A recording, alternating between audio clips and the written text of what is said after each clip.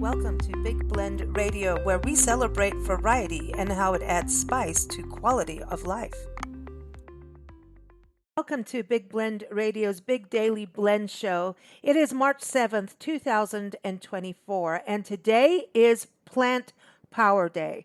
This is about really looking at a plant-based diet, and this is for sustainability, for the environment, for health, and for some people, it's a spiritual concern. And so today we're going to re-air a interview we did with Brian Kateman. He is the co-founder and president of the Reducetarian Foundation. It's an awesome organization that really focuses on those three things: sustainability for the environment. They look at what's happening in factory farms for animals, chickens, eggs, all of that, and also about health and how going towards more of a plant-based diet is healthier for us. However, it's the reducetarians. So they're basically saying, hey, you don't have to cut out everything. A few steps can go a long way. So maybe you eat meat once a week or twice a week instead of daily. That's what they're about. We can all do a little bit towards sustainability and for animal cruelty. And then you get all these awesome recipes as well. How many of us have friends coming over for dinner and maybe they're vegan or vegetarian and you go, uh-oh, now what do we make? Well, half of the time we actually do eat vegetarian and we just don't realize that we're doing it. So they've got some great recipes. We're going to re-air this interview, but I do want to tell you we have a great recipe from them. It is the buffalo cauliflower. It is a tasty way to replace chicken wings, and it uses a half cup of sunflower seeds to replace the cheese for a vegan option. It's delicious, and so the link is in the show notes for that. This recipe is from their Reducetarian cookbook. And so they have that cookbook. It was also part of their book and this is what Brian Kateman, the co-founder, when he came on the show, he was the editor and curator of the Reducetarian Solution: How the Surprisingly Simple Act of Reducing the Amount of Meat in Your Diet Can Transform Your Health and the Planet. So this is a compilation of over 70 essays from thought leaders across many disciplines on the concept of reducetarianism. It's also got a foreword by the New York Times bestselling author Mark Bittman. So all of this is on reducetarian.org. So that's where Brian came on the show to talk about the book, also talked about the foundation, what they do. They put out the cookbook, which is another awesome book, the Reducetarian Cookbook, and he edited that. Brian Kateman edited that, and also it features recipes by Pat Crocker. And so it has over 125 delicious, easy-to-prepare, plant-based recipes to help you reduce your meat consumption and, again, improve your health. They also, since they were on the show, we have the vegetable po recipe from that, so you can check that out in the show notes, a link to that. But since we talked to him, and I mean, we were looking, I think it was 7 years ago, 7 years ago, the foundation has also put out a documentary called Meet Me Halfway. So that's meet, M-E-A-T. It's a documentary, and then they also put out another cookbook called Meet Me Halfway. So if you go to their website, reducetarian.org, they have educational tools. They have a podcast. They are doing so much, and they even have a big event coming up. Their 6th annual Reducetarian Summit coming up this year, October 25th through 27th, 2024 in Dallas, Texas. It's a 3-day conference that brings together perspectives and technologies from all corners of the world to explore how to reduce societal consumption of animal products. So, if this is something you're interested in, going more towards a plant-based diet, we highly recommend reducetarian.org as a resource website. Their books, their documentary, their events. But again, they have so many tools on there and recipes. And I've got the links in there in the show notes for their recipes as well. We also want to give a shout out to Yesenia Curry, who was just on our show. Yesenia is awesome. She's got a brand new book out. It's called The Sweet and Savory Life. And we've got a delicious, I'm going to put this in the show notes too. She's got a delicious recipe for chocolate-covered brownie truffle bites. See, You can have sweets on a plant-based diet. She talks about in her interview with us, and again, I've got a link to that in the show notes.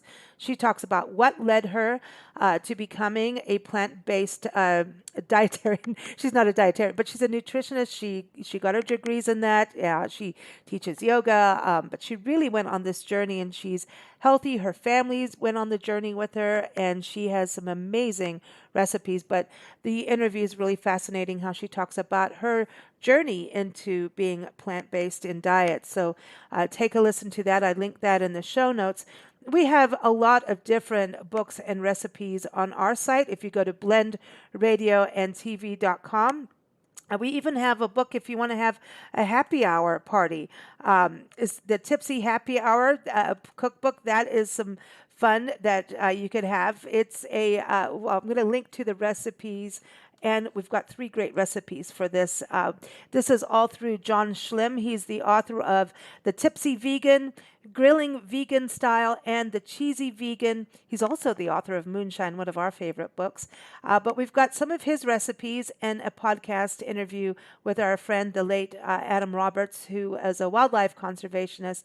And so enjoy that podcast with them, and also get the recipes for the Sailor's Spinach Dip, Italian herb burgers and focaccia, and margarita sorbet down the hatch. Yeah, we like that. So that was a great conversation. He's got some fabulous books if you're looking at being plant-based, or even like the Reducetarian says, it really says you don't have to be 100%. You can just take a few steps. I also want to give a shout out to our friend Ruth Milstein. We do a podcast with her every third Sunday. It's Cooking with Ruth. Ruth is the author of the Gourmand award-winning recipe book, Cooking with Ruth, Ventures into the New Israeli Cuisine.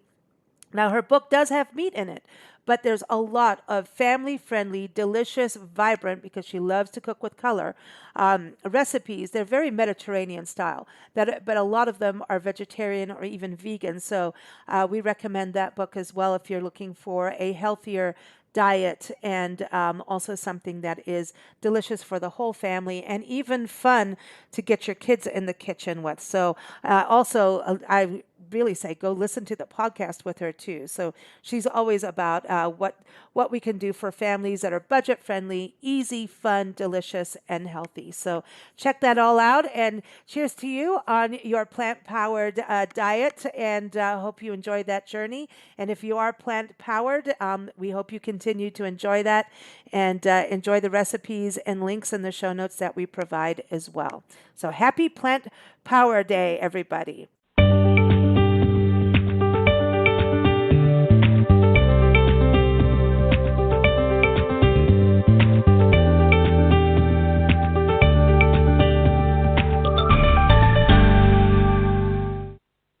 Well, Brian Kateman is the co-founder and president of the Reducetarian Foundation, and he's also the editor of the new book that's out, The Reducetarian Solution: How the Surprisingly Simple Act of Reducing the Amount of Meat in Your Diet Can Transform Your Health and the Planet. And it's an awesome book. I've been reading it. It's such amazing essays, awesome recipes. I love this book. And Nancy and I were laughing at the beginning of the show today talking about the Reducetarian. What's a Reducetarian? It means we're going to lose some weight. You could. You might be healthier by being a Reducetarian. We're going to find out about all of that. We're going to chat with him right here on today's Big Blend Radio Nature and Eco Fest. Not only about his book, but we're going to talk about how to become a Reducetarian. So go to reducetarian.org. Brian, welcome to the show. How are you? Well, I'm doing great. Thanks so much for having me on the show. Hey, I've been enjoying the book. You haven't left anything out. I mean, I know you're a Reducetarian, but it's all in there. It is pretty comprehensive. So Reducetarian, I mean, it really, as soon as you hear that, you feel like you're going to lose weight. Did you lose weight becoming a Reducetarian? Well, I didn't, because I'm a pretty, naturally lean guy, but I know a lot of people who have. I mean, I think that's one of the benefits of eating less meat, which is what a Reducetarian means, and perhaps eating more plant-based foods, because plant-based foods are really nutritionally dense, but tend to have fewer calories. So you can really eat as many plant-based foods as you want, particularly vegetables, and you'll probably get full and might even lose weight in the process. So I think that's one great advantage of being a reducetarian. Well, I love that what you've put in the book. You talk about all the, I love the different chapters. You got, the mind, the body, the planet, the recipes. I think the recipes are important because I think we've covered on our show for years. We've talked about vegetable cookery because it's something that people are kind of scared of. Like they think grandma's going to get out the can of beans and you're going to have to eat those. When you think about vegetables, and then there's this fear factor of them. So there is a fear of cooking vegetables and preparing them, and how do you have a plate full of vegetables? Because our society has been trained in a different way. I think you're so right. I grew up in Staten Island, New York, which is not known to be among the most progressive of places. I grew up very rarely eating at home. My parents and I often ate out. We would have hamburgers at Applebee's or buffalo wings at Chili's. The idea of eating only vegetables in a meal would have seemed really insane.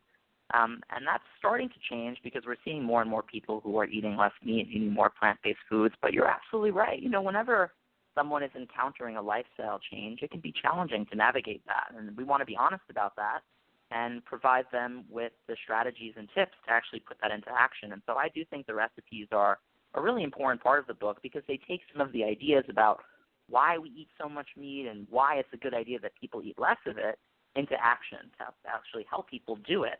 And so, for example, one of my favorite recipes is the cauliflower wings, buffalo wings, because, eating buffalo wings, actual chicken buffalo wings are typically not that good for you, but I sometimes crave that kind of spicy, savory taste. And so instead of using a chicken wing, you can actually use cauliflower, and it really tastes pretty good. And so we wanted to it's delicious. And so we wanted to create recipes that were easy for people to make, but also were familiar and not too strange, I suppose. Yeah, I think the other thing, too, is when you look at, and I want to talk about why we need to look at how much meat we're eating, because as a country, we tend to be, we're pigs about beef, right? Sorry. But we are. And, Nancy and I have had, we've lived in different countries, and I've never seen a country that ate this much meat, like really. And it's pretty, crazy. And then I see other countries follow suit, and hopefully they won't, and, But I think I went vegan when I got back to this country for a while, and I didn't do it right, and then I did it right, and then I didn't, And it's such a radical change that I think that when people hear about plant-based diets or think about vegetarianism, it's almost like a death sentence to them. It's like, oh, I can't have this. It becomes that diet that you don't want to go on. Like the diet means you can't. And also means everything tastes bad. Right, and the reducetarian, it's like you're just cutting back, right? You're just reducing how much. And it's not just of meat either. Your book talks about how much we're on cell phones. I mean, there's like all those kinds of things too. Yeah, I think this book is really a call for moderation. I think certainly a reducetarian describes anyone who's interested in cutting back on the amount of animal products they consume, regardless of their motivation or the degree of reduction. So if a person's just interested in cutting back 10% or 20%, they're a reducetarian. But if they're interested in cutting back more, let's say 90 or 100%, they're still a reducetarian. It's just that they've done such a good job cutting back, they essentially eat none at all. But I think you're right. And when the average everyday person hears, go vegan, I think what they hear, many of them, is they hear give up everything that you love, give up the times you had a hot dog at the baseball game, give up all of your favorite foods. It's not until a person starts the process of trying to incorporate more plant-based foods that they actually discover that there are many plant-based foods that they haven't even thought about before that are delicious and perhaps more interesting than their typical meal.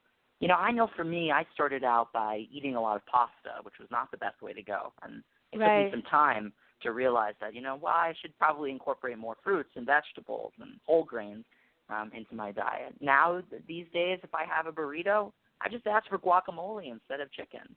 If I'm making tacos, I might put chickpeas in it instead of meat. And so, keeping it simple has been really important to me. My parents can't pronounce quinoa, let alone recognize what it is. And that's becoming more common. But really recognizing that this can be challenging for people, but that it's exciting and that there are opportunities to make a difference. And most importantly, that it's not an all-or-nothing premise. You're so right. This is not just a call for veganism or vegetarianism. Every single plant-based meal that a person has is one to be celebrated, and we shouldn't criticize people for occasionally having animal products, given that most people, as you said, are eating large amounts in the United States, 275 pounds of meat a year. Isn't that crazy? Wow. Okay, so when we look at if everybody stopped eating meat, like Meatless Mondays, we look at that. People got on board with that. I mean, because it was one commitment we could all make. It could be fun. You can get your family involved. It's something we can do without saying, okay, it's like I can stop, like for one day, just one day. So if everyone did that, I mean, what would the impact be if like people reduced down to at least taking one?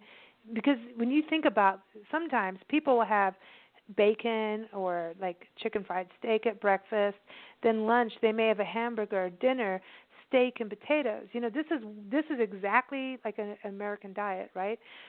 So when you think about it, and we could just say one day or just take one meal away in this country, what would happen? Like, how much impact does that have? It would have a huge impact. I mean, that would be if everyone decided to participate in Meatless Monday, cutting out meat on Mondays. That would be the equivalent of 1 billion vegetarians overnight. And what that would equate to requires us to understand a little bit about the impacts of factory farming. I mean, when we're talking about climate change, or what we're talking about is greenhouse gas emissions, and when we're talking about human health problems, we're talking about heart disease and cancer and diabetes and obesity. And when we're talking about animal suffering, of course, we care a lot about our pets, like dogs and cats. I have a dog named Toby who I love dearly. But we're also talking about the 7 billion land animals that are suffering in factory farms every single year, and 70 billion worldwide, 7 billion in the United States. And when you think about all of these issues, all of which we care about deeply, they all center around one issue, and that is meat. That is factory farming. 95% of meat comes from factory farms. And so when a person decides to eat less meat, a vegetarian has half the carbon footprint of a meat eater. A meat protein requires 10 times the amount of water as a grain protein. People who eat less meat significantly reduce their risk of heart disease, cancer, obesity, and of course, every single plant-based meal removes that contribution in terms of the suffering of animals. And so the potential impact of all of the people in the world participating in Meatless Monday would be huge. It would be huge. And we also provide other strategies in the book, like weekday vegetarian, where a person cuts back on meat during the week, but on the weekend it's their choice, or Mark Bittman's vegan before 6, where for breakfast and lunch you're vegan. And there's many other strategies we talk about. It's really interesting as an older person remembering how. Yeah, well, I pretend to be old. I was like, everybody, it's being recorded. Yeah. No, I'm kidding. The way I was brought up first was my dad was a butcher, just so you know, and his dad was a butcher. So I come from a big family of big meat eaters because we didn't have to pay for the meat. Okay, and being brought up with the government telling you about the family, the food groups, and what you had to have to be healthy. And there was always dairy and there was always meat as a food group. Now, when you couple that with canned vegetables that suck, as a kid, when you're growing up, you're being told meat and dairy is healthy, vegetables come in a can, and you don't like them. That's why kids don't want to eat vegetables, because they came out of a can and they suck. So you have years of that brainwashing to go through. And Lisa and I have had this conversation, and we've argued about it because where I came from and where she comes from, even though she's my daughter, right? It took me a long time to think about the idea of, can you live and be healthy without meat? So today I was thinking, okay, here we go again. So I was thinking today about the blue whale, who's the biggest mammal on Earth, is healthy and doesn't eat meat. sharks eat meat, but blue whales don't. They eat plankton. And then I was thinking about an elephant who doesn't eat meat. They look healthy. And then I was thinking about all the animals who survive, who have muscle and can run really fast, who don't eat meat. Then you have the other side that does.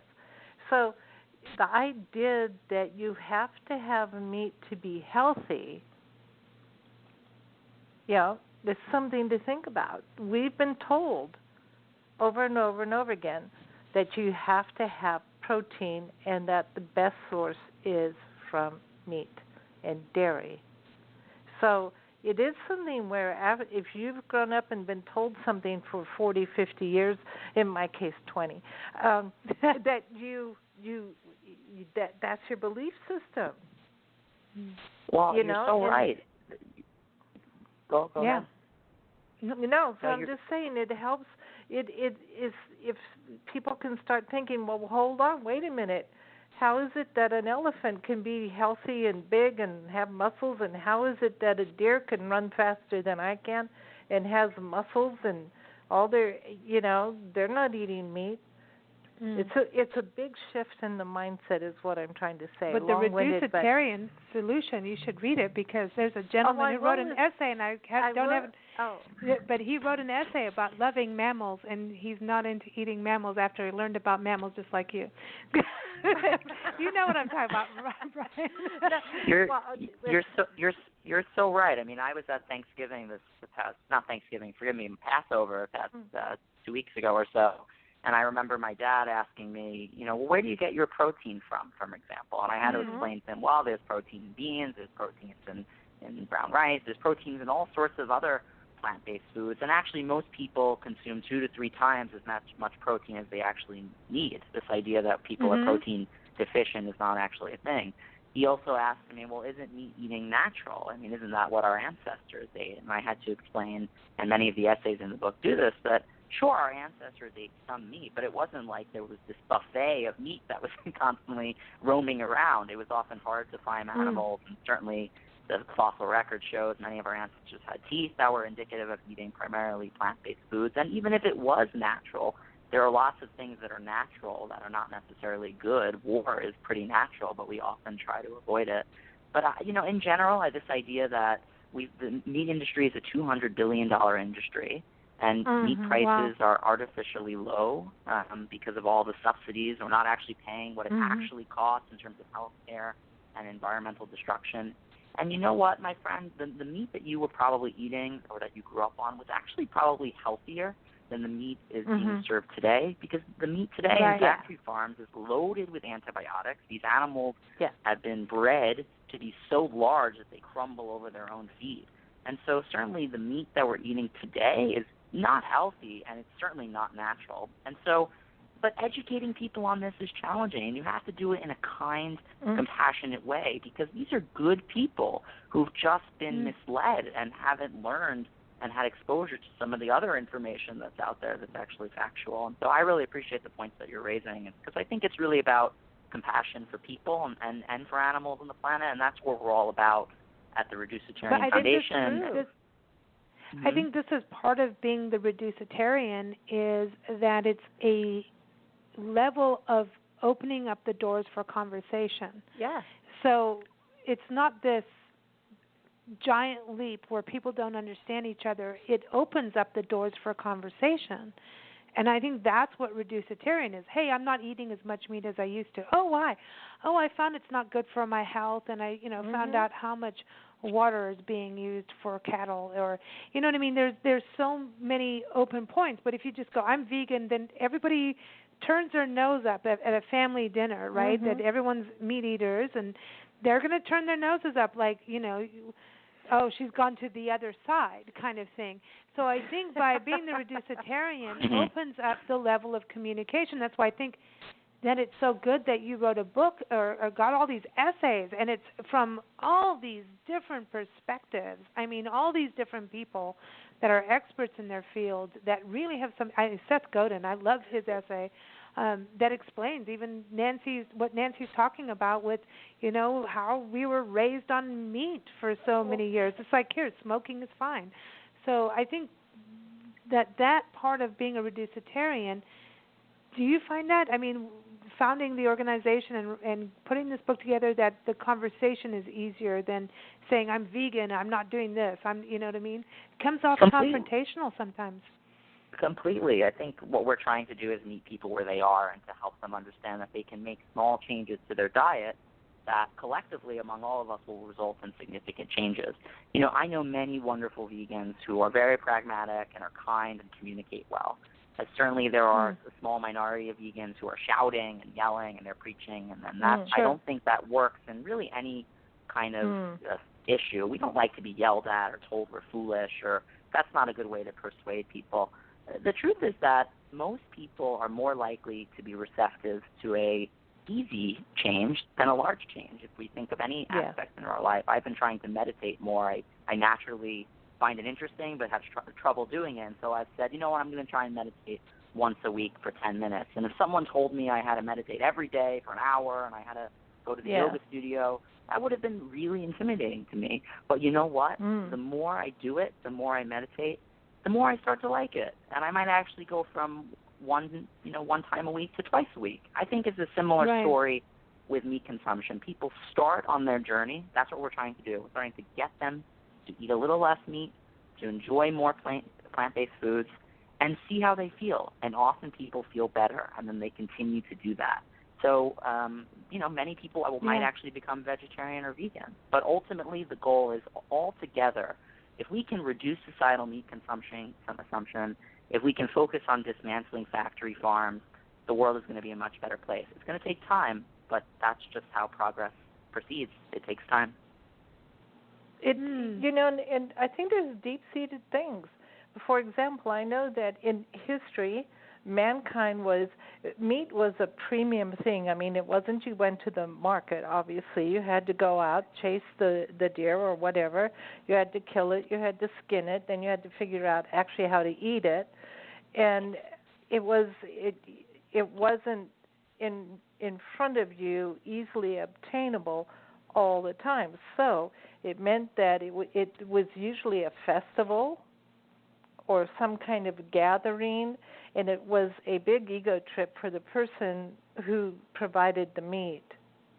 It was a specialty, not an everyday thing. And so it's kind of in our psyche and our DNA wrapped up with wealth and how important your psyche, like, oh man, I got meat every day. I'm a good person. I'm important. I have this. It's actually tied in some way to your self-worth, because back in the day it was so hard to do, it's so hard to get. Now we've turned it into a whole other different thing. It's not hard to get. You're so right, and that's because it's so artificially low, the price, that it's everywhere. You know, most people choose food based on price, on convenience, and on taste. They're looking for foods that are delicious, that are convenient, and that are inexpensive. And so it's hard to change people's behaviors when you can get, $1 or so burger at McDonald's. It's really challenging. And so that's why it's very important that we also think about making plant-based foods increasingly inexpensive, and often it is. I love going to Chipotle. The guacamole burrito is cheaper than the meat one. There are instances where that plays out, but in general, I think this is another reminder to be compassionate towards people, because it just happens to be that meat is everywhere and we're used to it. You're right. There was a time where it was increasingly difficult to get it. It was expensive. If you paid for what it was actually worth, you would eat significantly less of it. And so hopefully, and that's a good example, I think, of some of the policy issues that are discussed in the book. I mean, really getting rid of these ridiculous subsidies in which these factory farm meat are artificially low would really help out in changing consumers' behaviors. Well, that's the thing. I think what's so important about this is once people start to understand, like, vegetables actually can taste good, and create a project out of it, have some fun, try new recipes like you've got in the book. I think you've got everything so well. That's what I'm trying to say. It's like one of the most well-rounded books I've read in a long time, and I'm not done yet. But, I mean, I'm going through it, and I'm like, this is so cool. You've got everything. You've hit every key factor, and it's like it's not just one person's voice. It's everyone coming together that are experts in these fields. And it's like, it's amazing. When I saw Seth Godin, I'm like, what's he doing in here? I didn't know what, is he a vegetarian? What? No, but he went into the marketing aspect. And you know, there's so much in this where we can make a movement. And Nancy and I have been saying this on the show for a long time, that no matter what happens in our government, that it is about us as individuals, and then on a community level, as a family, community, state, and then it goes bigger and bigger, right? And so buying power is a big deal. So we've seen, and your book points this out, the Reducetarian solution points out, things over the last 5 to 10 years have actually gone towards our favor, I think. They have gotten better. Factory farming, I mean, we have cage-free eggs now that we didn't have 10 years ago without going to your local farmer or farmer's market, which a lot of times not everyone can do. That's where I think the industry kind of became an industry again. Like, it became like, go to your farmer's market. We talk about that all the time, but some people just can't or cannot afford it. We do have food deserts in this country. We do have issues. And so a lot of times that's when someone wants to make a change, all they keep hearing over and over again is, go to your farmer's market. They can't. They're working 3 jobs. You know what I mean? So I think your book allows that breadth, which is deeper than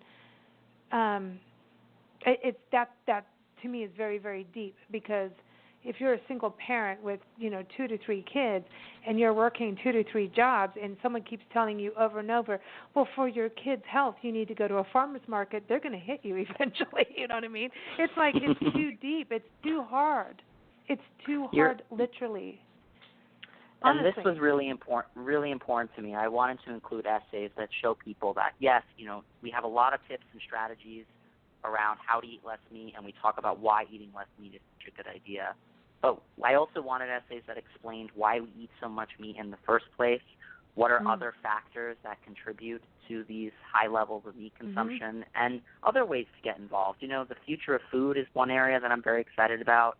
That was a big part of the book, and talking about these plant-based alternatives that are increasingly on the market that are delicious and easy and inexpensive, and the policy aspect of it, the marketing. I want people to read this book. I want them to eat less meat, but I also want them, if there's a ballot measure in their state to move away from factory farms and allow animals to have more space or get out of a cage or something like that, that they'll vote for that. This book is really meant to provide people with a deep and broad overview of all of the many factors that contribute to the existence of factory farms and what they can do about it to get involved. And so I appreciate that, and I think it does. The essayists are all amazing, and I just love the idea that we've all come together. For me, this is about unity. These authors don't agree on everything and every aspect of life, but they all agree that eating less meat is a good idea, no matter the degree or motivation, and they all agree that factory farming sucks, to speak plainly. And that is an incredibly powerful message, and every single day all of us should unite on that message and not get so worried about the vegan world, the perfect world. Let's just make tomorrow a little bit better, because that's how we're going to get to the place we all want to be, which is a healthier, happier, more sustainable world. I love it because I love it because absolutely. it's achievable And it's positive. and it's positive, not anger and no, you need to do it this way. Like, Nancy and I were on the road for 3 years recently, and nonstop travel. And we were going from national park to national park, which we still do as part of our other magazine, Spirit of America magazine. And we were on the road, and you get to this point, and we're I'm definitely vegetarian compared to her, but I mean, it's like, when I was reading your book, I'm like, this is the book for me, because no, I'm vegan sometimes, but sometimes I'm vegetarian. Yes, we eat eggs because that's the easier thing. And I have my goat cheese, and then it's like, okay, but I don't do this because this part, I'll eat this cheese over here because it's raised better. It's weird. So I'm weird. Like, if anybody asks me about my eating habits, it's weird. But we haven't had meat But the only time we eat meat is if we're with somebody. We ate meat 2 weeks ago.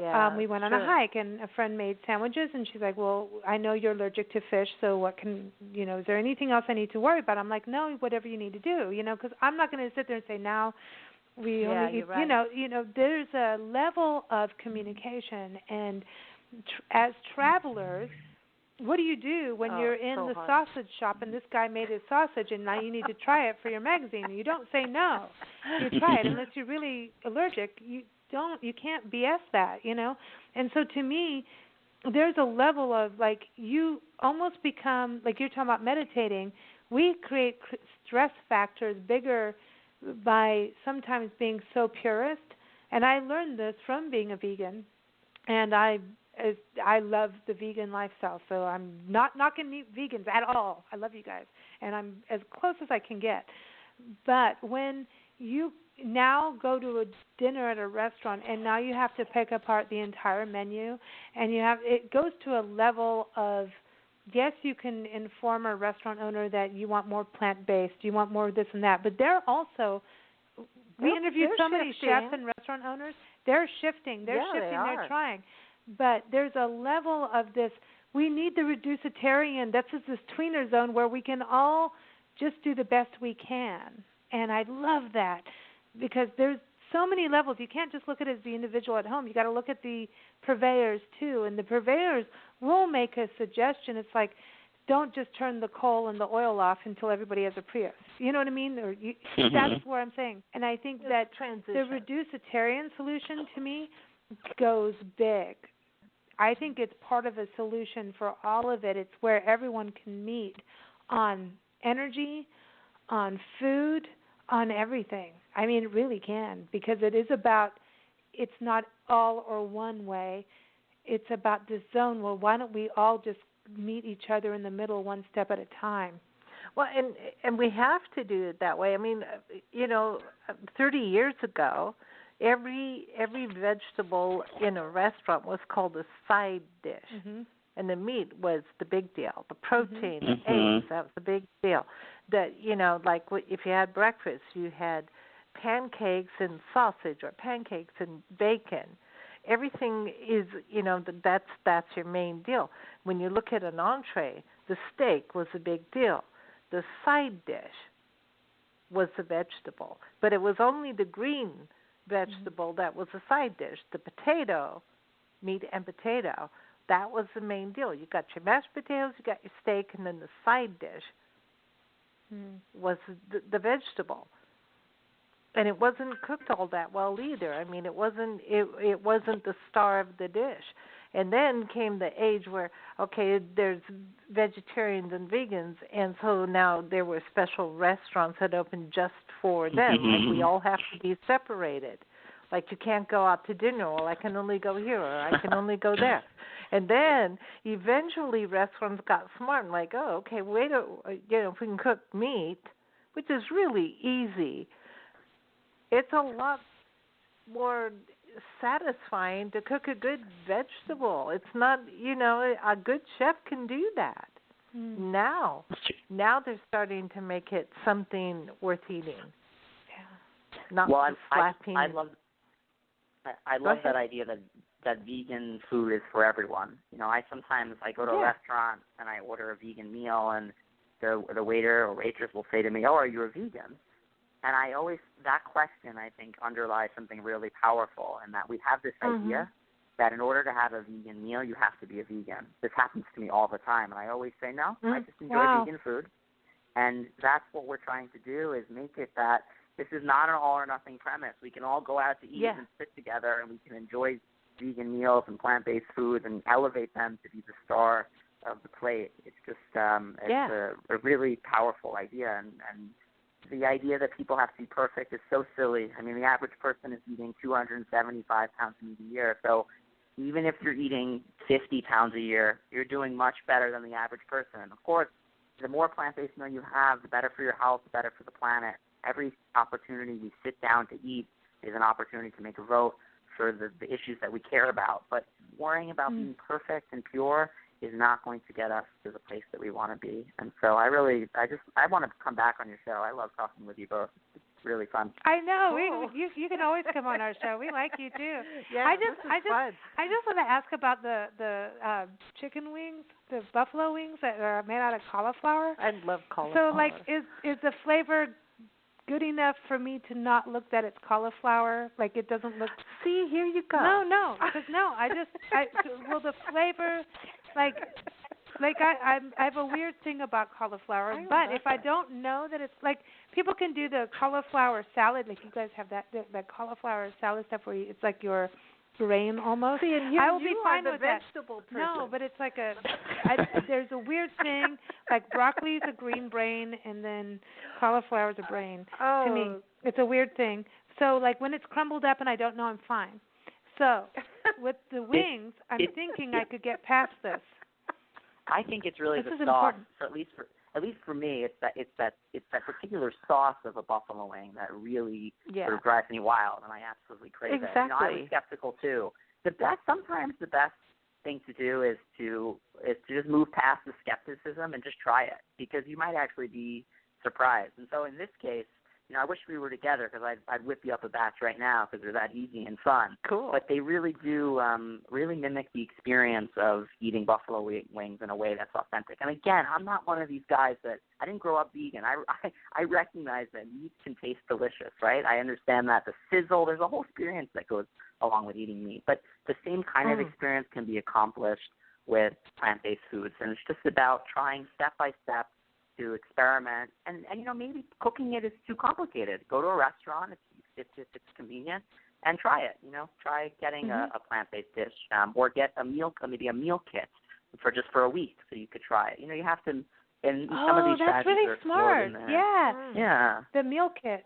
That's smart. And sometimes it ends up being like better than what you were going to go do yourself. Like how you were going to buy the vegetables. Some of them are good, you know, when they just, here's your vegetables, here's your recipe, do it. We used to have I just want to say that guacamole, chips and salsa, and tequila or margaritas, that is all vegan, baby. See, I could live on So that. I'm just saying, I just want to remind everybody that since we're in Tucson, I'm just telling you, and you could have a bean burrito with cheese and all kinds of vegetables in it. You so like, cheese. Oh, well, that's not vegan. Hello. Sorry. But you could have other things. You can have nutritional yeast. You know, but there's all kinds of things, lemon pepper, that help you get by that. But that's the thing. And you can source your cheesemonger. Go to your cheesemonger. Go to your local farm and see that they're doing it humanely. Well, you could get real cheese without the dye. Yeah, but that's the thing. You're doing step by step. So if you have a little cheese, you're not going to die over it. Or just, so I just put half the cheese on that you normally would, right? Instead of getting 2 slices of cheese, get 1. That's you know, you can have meat, make it a small part of the meal. Okay, you're going to have pasta bolognese. If you don't want to have pasta primavera, make it 1 ounce of beef just as a flavor. And, you know, there's all sorts of ways to navigate this. It's really, you know, fun. I think it's an interesting way to go about it. It's fun. It's creative. Now, before you go, all the proceeds from the book go to the Reducetarian Foundation. So, can you tell everybody real quick before you go? And you got to join us again. What the Reducetarian Foundation does, so they understand where the money's going, what's happening there. Yeah, in very simple terms, what we're trying to do is create a global movement where people recognize that eating less meat and eating more plant-based foods is a great way to improve health, help the planet, save animals from suffering on factory farms. And we do that by encouraging people to recognize that it's not an all-or-nothing premise, that simply cutting back is a good idea, no matter the motivation or degree of reduction they'd like to see. And we do this through our marketing and outreach programs. So, of course, this book is one great way we're reaching people. We're now in the process of producing a documentary, which I'm extremely excited about. There'll be 2 years or so before that's out, but it's going to be, I think, a big hit. And we work a lot with reporters and online advocacy campaigns to spread our message that way. And we're having a very exciting conference in New York City on May 20th and 21st, where we're bringing together all of the leaders, all of the organizations that are working to reduce meat consumption together to talk about how we can actually go about that and to celebrate the fact that we do all agree that eating less meat is a good idea. Whether we're vegan or we're omnivore or we're environmentalist or animal advocate, we're all on the same team. And that's really the message that we're trying to drive home within our own community and in the broader general public. And so if you're, if you're interested in learning more, you can check out our website.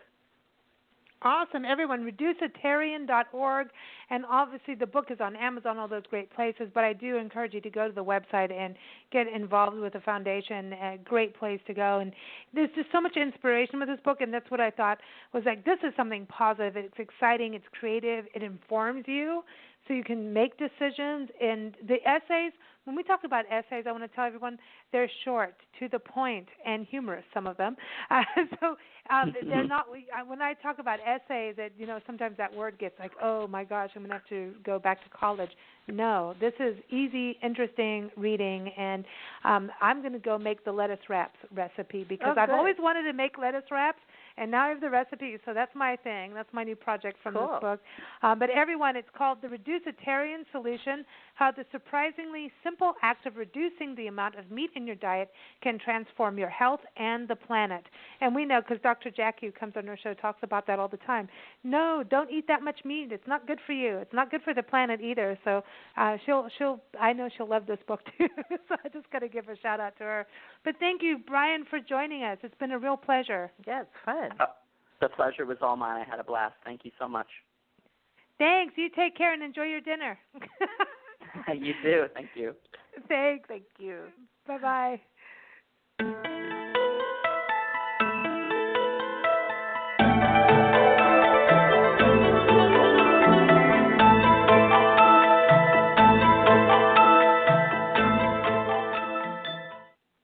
Thank you for listening to Big Blend Radio. Keep up with our shows at bigblendradio.com.